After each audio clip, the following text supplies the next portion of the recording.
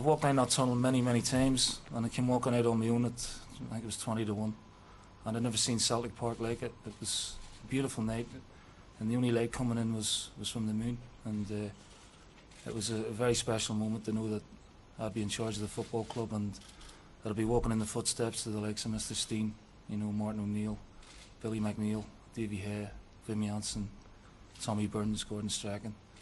Very, very special moment for me personally, and you know, I'm ready. You know, looking forward to the challenge. Neil, were there times over the past few weeks when you thought this wasn't going to happen? What was the thought process from when the season finished to now? Well, I was kept abreast by the board throughout all my time, whether it be in the management, in the interim management. They made it clear they wouldn't be speaking to anyone else until the season was over. They kept their word on that, and they kept me abreast of, you know, all the comings and goings that was going on. So, you know, the closer you got to it, the more sort of anxious you became a wee bit. But finally, when I was told I was getting the job, I was relieved, but you know, overall delighted. Are you keen to work with a more experienced team? Yeah, I mean, I think I would be churlish to suggest that I can do this all on my own, and you know, the backroom staff that I have in mind probably like that experience too. So I think I'm going into the unknown a wee bit, but in terms of what I know about the club, I don't think anyone knows the club better than myself, but it's just other aspects of the game that maybe I need to work on. You've obviously had a chat, several chats with the board, and you're now aware of the resources you have to work with next year. Given that, are you confident you will have what it takes to wrestle a title back from Rangers? Well, I'm confident, yeah. I think it's a priority to challenge for the title. I think it is every season, but as a player I knew how to get it done. You know, I've done it once as a coach, albeit over 8 or 9 games under Gordon. We know last season wasn't good enough, and but the players showed me that they do have it in, you know, in the last 8 or 9 games they show a level of consistency that maybe they hadn't shown previously.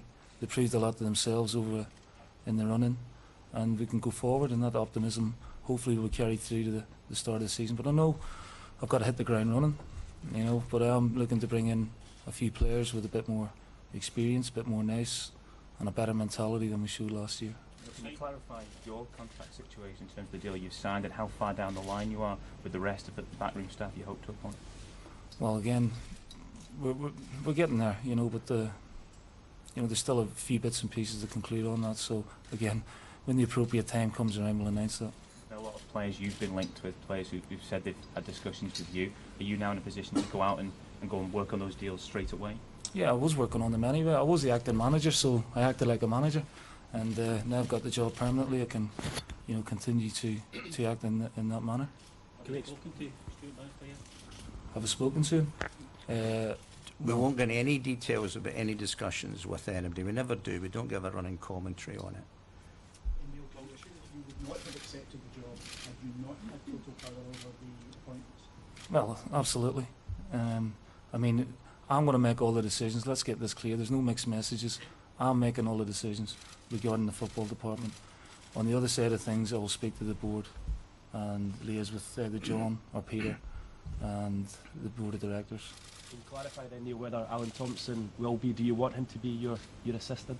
Again, he's just a name that's been brought to the public, but again, I'm not going to make any decisions, I'm not going to make any announcements until everything's in place. What's the biggest challenge facing you, Neil, going into this season after the season that the club had last year? The biggest challenge is to try and unite the support again, you know, try and bring, what I want to bring is the thunder back, you know, I want this place rocking again. I want the passion, I want the noise, I want the fans to be able to walk to the ground with you know, ready for it. I want my players to go to war every time they go on the pitch. You know, all those things will be inbuilt in them before the season starts. Winning football games is the hardest thing in football to do. I've got to prepare them as well as I can. We've got to win as many games as possible and put in a really stronger challenge to Rangers and try and wrest that title away from them. Yeah, it's a year contract, and it's open for renegotiation, depending on how things go. Neil, did you feel after the Incidentally, as was every other previous manager. Did you feel after the lost country defeat that this day might never come? Did you worry at that stage? Well, of course. I mean, it was a huge blow, and it was a test of my my managerial accreditation, as it were, early on in my time. I asked the players the question, asked them could they respond to such a defeat as that, and they did, and they galvanised themselves, and myself and Johan, we got them thinking about their game more, thinking about the club more, thinking about what it means to play for this club, and we got the response that we were looking for. So, the new Celtic manager, Neil Lennon, speaking very passionately about taking over permanently. Obviously, he had 9 games in charge at the end of last season, but now he is the man in charge.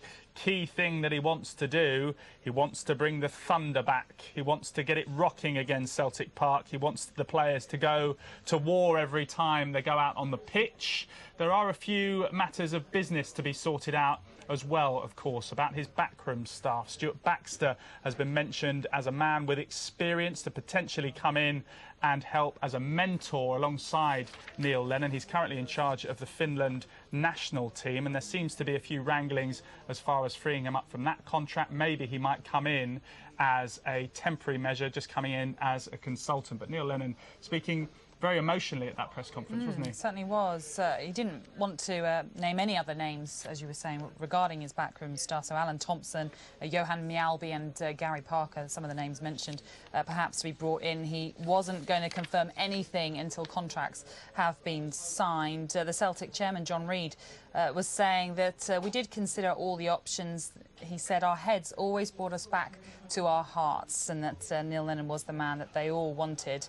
He said he was the best man for the job and no one else had been offered the job.